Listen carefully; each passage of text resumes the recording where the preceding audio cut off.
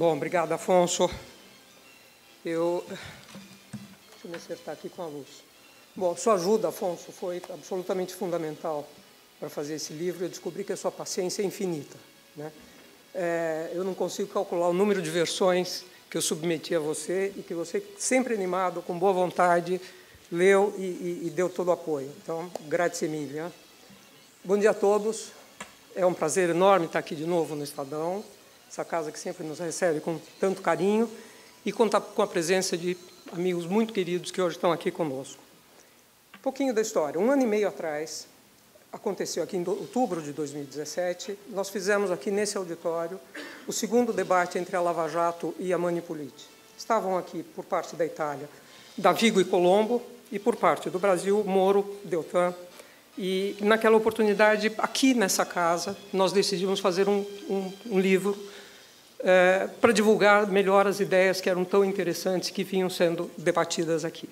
Eu tive o prazer e o privilégio de organizar o livro e contei com uma entusiástica colaboração de todos os autores. Né?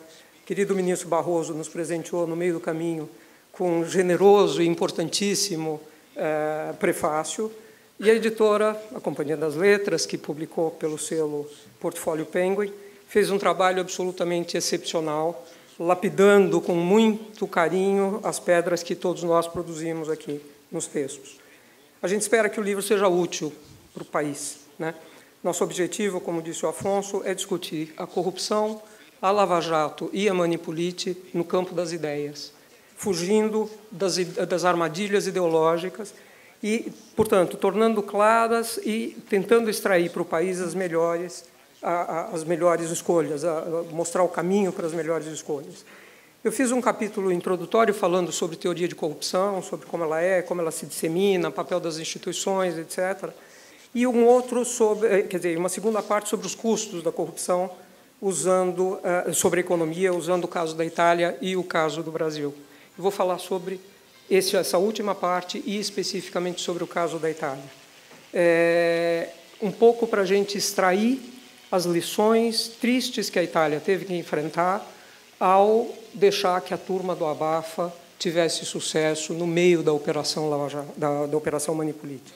Então, acho que é bom a gente saber que, quando se enfrenta a oposição, quando se enfrenta, parece que é muito simples, olha, acabamos com tudo e daí para frente a vida continua melhor.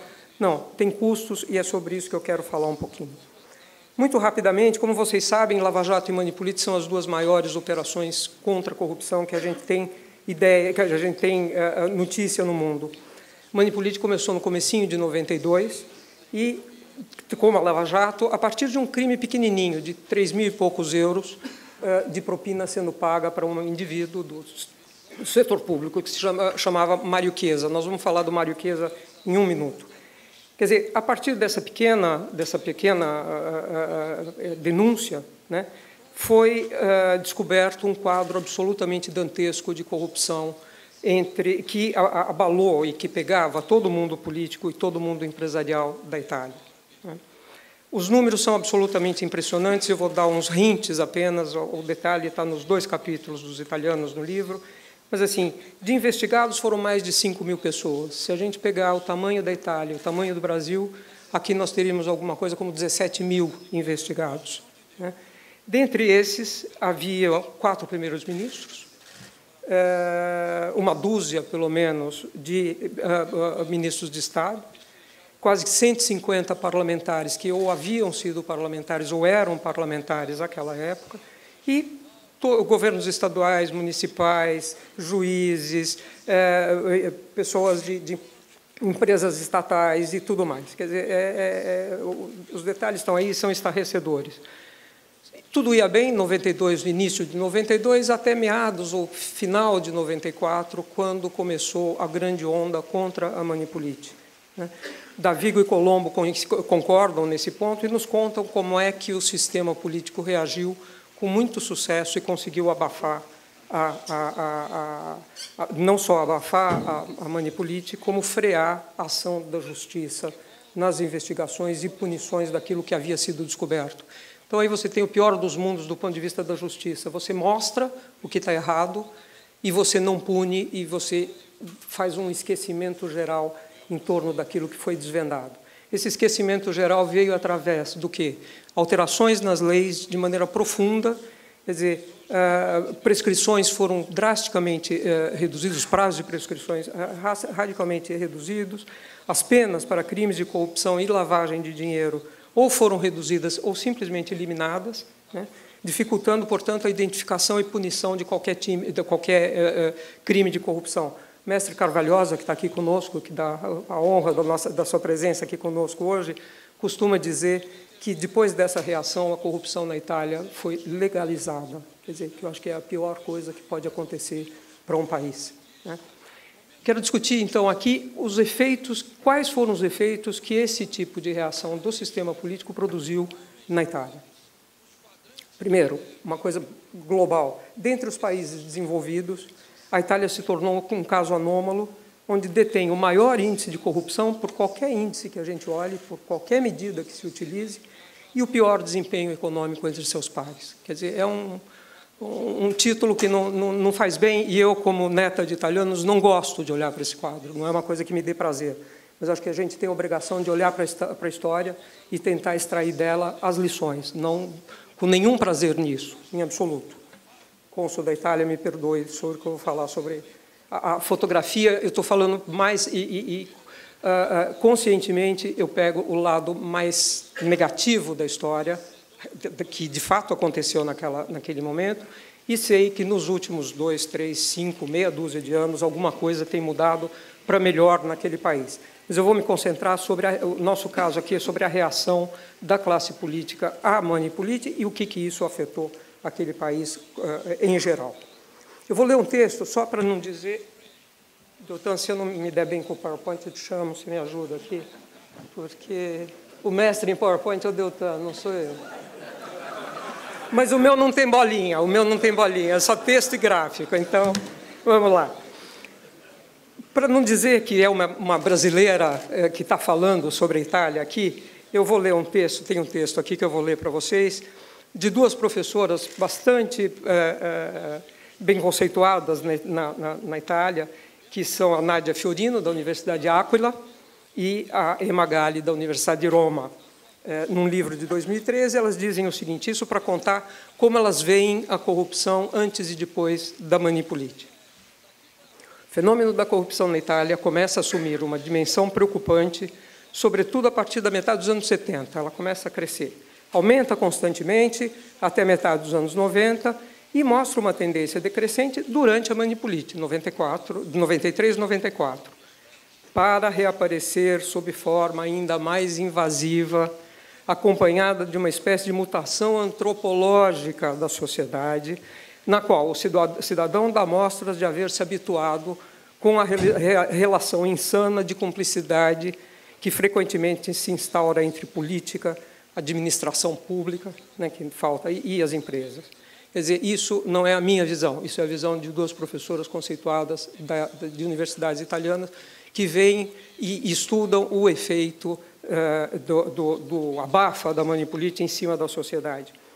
Sobrou um gosto amargo na boca de todos os italianos, na sociedade, no conformismo que os italianos demonstram com relação à incapacidade de vencer a corrupção.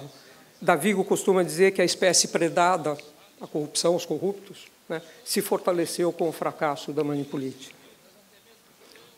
Falei do Mário Chiesa no começo, e outra evidência, que essa é caricata, né, do que foi o recrudescimento da corrupção depois do fracasso da Mãos Limpas. Mário Chiesa foi preso em 92 por causa de uma propina que ele cobrava naquela época 5% das licitações. 17 anos depois ele foi novamente preso, só que aí ele era conhecido como Mr. 10%, ou seja, ele voltou a praticar o mesmo crime, só que o preço tinha dobrado. Esse é um pouco um dos custos que a gente vê, e coisas assim, exemplos assim, tem de monte. Ou seja, a impunidade e a descrença que se impôs em cima do judiciário, com o abrandamento das leis, fizeram a corrupção voltar ainda mais forte do que antes. Essa é a primeira lição que eu queria tirar do caso italiano. E a pergunta que eu deixo para vocês é o seguinte, é isso que nós queremos no Brasil? Eu diria que é uma outra, segunda lição, extremamente importante, tão importante quanto, que são os efeitos da corrupção na economia. Muitos imaginam, erroneamente, que a corrupção seja uma coisa muito simples. Um paga a propina, o outro recebe a propina, e é um ato simples, acabou ali. Quer dizer, não tem mais nada, não afetou absolutamente nada do país. É uma coisa, e cá entre nós, não é uma coisa privada, é uma coisa que é sempre o outro lado, um dos lados é o setor público, é aquele que detém o poder público, portanto, é uma coisa que envolve o nosso imposto, o dinheiro que nós pagamos e que está na mão, deveria estar sendo bem gerido na mão dos agentes públicos. Bom, não, a corrupção não é isso, ela tem impacto sobre o funcionamento da economia, sobre a ética, sobre a moral, e não é um fato isolado, e não adianta a gente tentar somar o valor das propinas para achar que aquele é o custo da corrupção. Não tem nada mais enganoso do que tentar fazer esse cálculo, né? Junto com a corrupção vem todo um pacote de distorções, e é um pouco sobre isso que a gente vai ver, vai se concentrar daqui para frente. Os impactos sobre a economia, eles acontecem, vamos dividir em duas etapas, duas esferas importantes. Do ponto de vista dos efeitos microeconômicos, quer dizer, quando a gente olha para o funcionamento das empresas, para o funcionamento dos mercados, o que a corrupção afeta na vida das empresas e na vida dos mercados. Existe aquilo que os economistas batizam de seleção adversa, ou seja, nem sempre o mais apto é aquele, o mais eficiente é aquele que ganha as concorrências, é aquele que consegue prestar serviço para o governo. Serviço de bens ou serviços, enfim. E a outra coisa, os recursos públicos geralmente são mal utilizados. Você tem uma má alocação de recursos. Você faz obras, catedrais no deserto, você faz obras desnecessárias e todo tipo de desperdício de dinheiro público. Faz obras exatamente aquelas que dão maior retorno para quem está interessado no volume de propina. Ou seja, esses efeitos microeconômicos podem ser sentidos nos efeitos macroeconômicos, quando você mede a eficiência do país, quando você mede os dados, o PIB, a eficiência, tudo isso vai aparecer nesses dados agregados. Então, você vai afetar produtividade, eficiência, crescimento e investimentos, né? Começando pelos efeitos macro, aqui eu vou começar a mostrar um pouquinho o que aconteceu na Itália. Peguei aqui a produtividade total dos fatores, grande produtividade da maneira como a gente mede, de 85 a 2018 para Itália, Alemanha, França e Estados Unidos. A Itália é este que vem aqui embaixo. Quer dizer, aqui, em 95, ela vinha junto com todos, 95 estabiliza a produtividade e começa a cair a partir de 2001. Curiosamente, em 2001, Berlusconi, que foi o grande capitão da Operação Abafa na Itália, ele havia sido eleito e ele colocou na praça o plano decenal. Tinha mais de 120 obras para serem feitas na Itália, a um custo de alguma coisa como 130 bilhões de euros. 2 ou 3 anos depois, isso tudo tinha dobrado tanto o número de obras como a previsão de gastos. Chegou a dar alguma coisa como 1 bilhão de euros por quilômetro quadrado na Itália, quer dizer, que é um volume de investimento absolutamente inconcebível.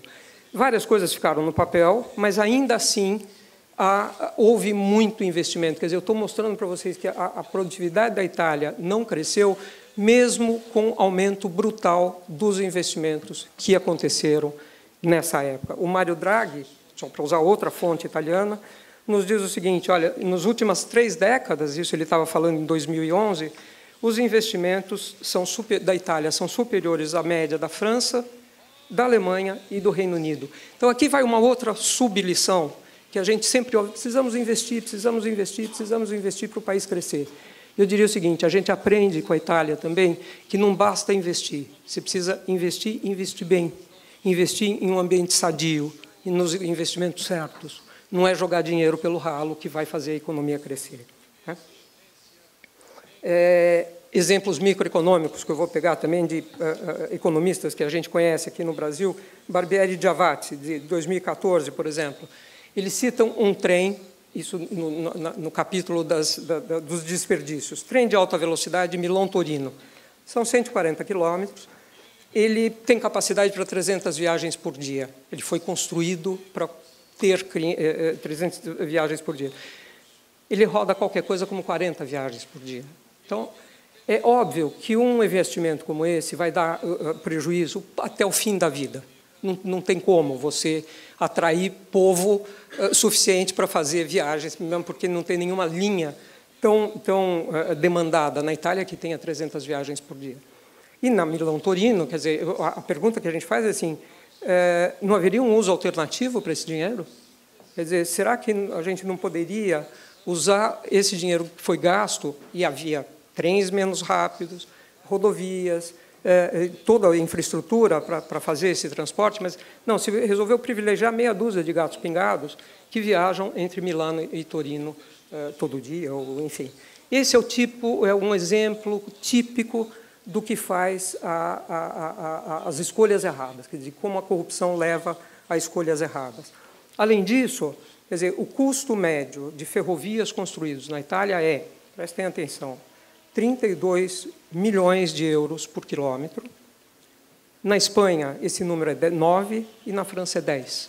Ou seja, países geograficamente com a topografia absolutamente muito parecida, nós estamos falando 32, 9 e 10, ou seja, quase 3 vezes, mais de 3 vezes mais caros os quilômetros produzidos na Itália do que no resto. Quer dizer, sem comentários, eu acho que aqui a gente vê como aonde vai o dinheiro, né? Com tudo isso, o PIB da Itália não cresce, não é surpresa a gente olhar. O PIB da Itália, nem vou dar os números, é esse aqui de baixo. Aqui estão todos os países, Espanha, Holanda, Itália, Reino Unido, Zona Franca. A diferença entre a Alemanha e a Itália nesse período é 23%. Quer dizer, também não precisa de muita descrição para ver o tamanho da encrenca que isso aconteceu. E essa estagnação, porque, olha, isso eu estou falando... Desculpa, como é que volta? Voltou. Nos últimos dados, isso daqui veio para baixo, quer dizer, a Europa inteira está desacelerando, a Itália mais do que a Europa inteira.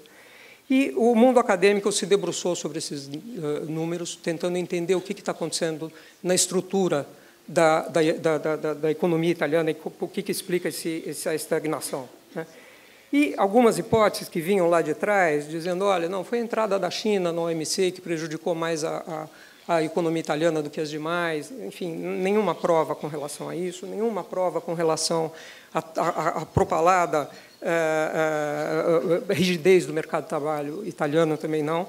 Quer dizer, e eu consigo, a minha hipótese, né, e que eu boto aqui a minha cara para bater, da mesma maneira que eu coloquei num artigo de um livro que acabou de sair pelo Fundo Monetário, quer dizer, quero que os italianos leiam e falem que eu estou errada ou não, quer dizer, mas eu acho que é uma hipótese que algumas pessoas, eu acho que levantam hoje em dia, é que a fragilização das instituições é que tem provocado essa estagnação da economia italiana.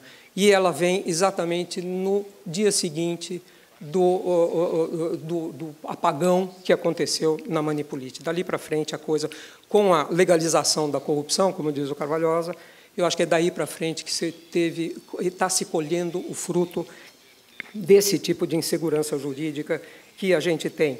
Um dos estudos extremamente interessantes mostra, dos Ingales, que a lealdade, né, os empresários preferem contratar pessoas leais do que pessoas competentes, porque se sentem mais protegidos, uma vez que eles não confiam no judiciário. Então, a gente chega a esse ponto. Com isso, se você não aproveita a revolução da tecnologia, você tem grandes investimentos em informática, mas você não tem pessoas que operem esse tipo de coisa. Por quê? Porque você prefere colocar teu amigo no lugar de ir ao mercado e pegar uma pessoa que, de fato, saiba usar aquele material.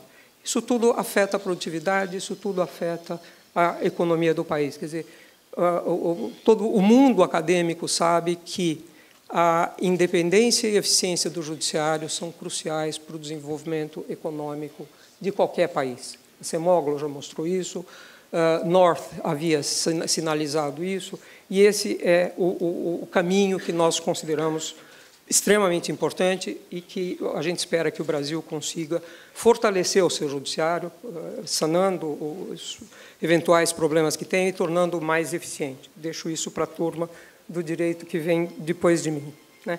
Então, Saiu muito caro. Acho que a segunda lição é que saiu muito caro abafar a money política. Uma maneira da gente ver isso, que também eu gosto de olhar, é o desempenho da rule of law, que é um pouco que junta tudo nesse conceito de que vem junto com a corrupção as outras coisas, a burocracia, a ausência de meritocracia, o fato de que a economia se fecha, os cartéis se protegem, você não tem investimento estrangeiro e tudo mais. E aqui, olha, nós temos Chile, nós temos Japão, Portugal, Espanha, Reino Unido. Olha o que acontece com o rule of law medido da Itália, os outros permanecem lá em cima. E não vamos falar, o Brasil está aqui embaixo, nós temos muito que evoluir, mas, de qualquer maneira, eu acho que a academia hoje vem olhando para esse indicador italiano e está começando a cair a ficha de que, olha, as instituições, de fato, são extremamente importantes na determinação do que acontece do ponto de vista do crescimento de um país. Então, a segunda lição, se o Brasil quer acabar com a Lava Jato, deve estar preparado para enfrentar o custo que virá depois, né? Não tem surpresa nenhuma nesse custo, como eu já adiantei. A teoria do desenvolvimento econômico mostra que corrupção e desenvolvimento econômico andam juntos. Eu mostro para vocês aqui, na sequência, é um gráfico muito interessante, dados da Transparência Internacional. Isso daqui é a nota de cada país, quer dizer, quanto melhor a nota do país, menos corrupto ele é. E aqui é a renda per capita de cada país. Países com rendas per capita altas têm baixos níveis de corrupção. Países com notas baixas no combate à corrupção têm renda per capita baixa. Aqui está o Brasil. 2 ou 3 anos atrás, para não pegar o viés provocado pela conscientização da Lava Jato, enfim, que distorce um pouco os números da transparência internacional. Mas, ou seja, existe uma raiz única embaixo do desenvolvimento e da corrupção, que é a qualidade das instituições. Então, a conclusão geral que eu tiro dessa coisa é o seguinte: é uma ilusão imaginar que seja possível fazer o país crescer de maneira sustentada, sem reduzir sistematicamente a corrupção.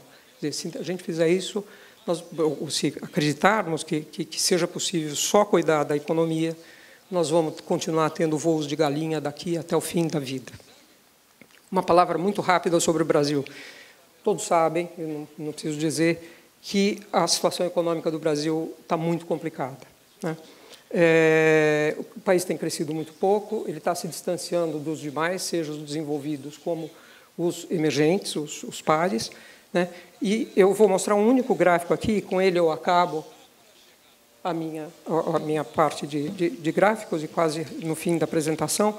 Estão mostrados nesse gráfico todas as 9 recessões que aconteceram no país desde 1980. A última recessão é esta aqui. Quer dizer, começou em 2014, comecinho em 2014. Então, aqui começa a recessão. Vocês percebem, ocorreram recessões muito rápidas, que você voltava ao pico prévio. Quer dizer, você tem o PIB, cai um pouquinho, ele volta, e daí ele volta a crescer. Então, algumas bastante rápidas. Esta é a mais longa. Nós ainda estamos 5% abaixo do pico anterior, de quando nós começamos a recessão. Pior que isso, a população continua crescendo, 0,8% ao ano. Então, hoje, nós estamos 10% abaixo do ponto de vista de renda per capita do que estávamos em 2013, que é uma tragédia, é uma coisa. Eu às vezes olho para esses números e eu não sei como o país está em pé. Quer dizer, como é que a gente não tem uma revolução, como é que a gente não tem gente nas ruas, uma situação muito mais dramática do que essa que nós estamos vivendo, né? Então, o que eu digo é o seguinte: não adianta só o pacote do Guedes, precisa o pacote do Guedes e o pacote do Moro juntos. Os dois são imprescindíveis, não dá para separar uma coisa da outra. Eu acho que essa é a grande lição que a gente extrai da teoria econômica, da evidência e de tudo isso, da evidência empírica, da experiência não só da Itália, há outros países que a gente poderia listar aqui.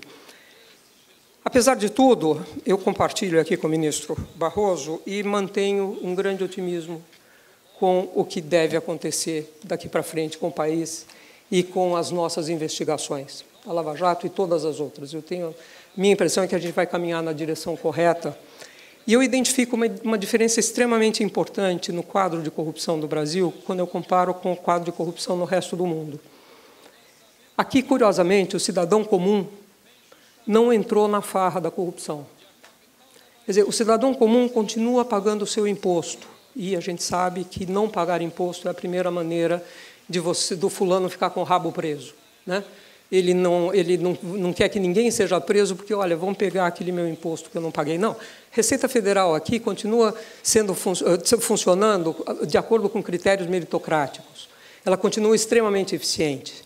E ela cobra de todo mundo. Quer dizer, cobrar, ela cobra. O que nós temos aqui de errado são os refis, que são os grandes devedores, que é uma vergonha isso que é feito de você fazer perdões e mais perdões que passam do federal para o estadual para o municipal. Quer dizer, isso tem que acabar, isso está errado, mas o cidadão comum está fora desse esquema, portanto, ele está livre para exigir que o país mude, ao contrário de vários outros países. O cidadão comum também não paga hoje para obter os seus documentos, como acontece em vários países mais corruptos, sei lá, pega a Rússia, pega a África.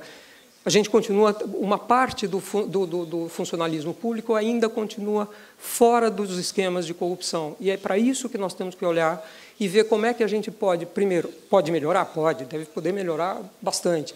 Mas é um alento, é uma coisa que nós temos que levar em conta e saber que isso vai nos ajudar na construção do novo país, né? Agora, infelizmente, esse país, esse cidadão, que não só ele não se corrompeu, ele é o que mais depende da qualidade do serviço público. E a qualidade do serviço público é aquela que mais cai, é aquela que mais é prejudicada pela corrupção.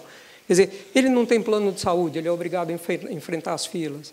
Ele tem que andar de transporte coletivo, ele perde 2, 3 horas por dia para ir e para voltar, né?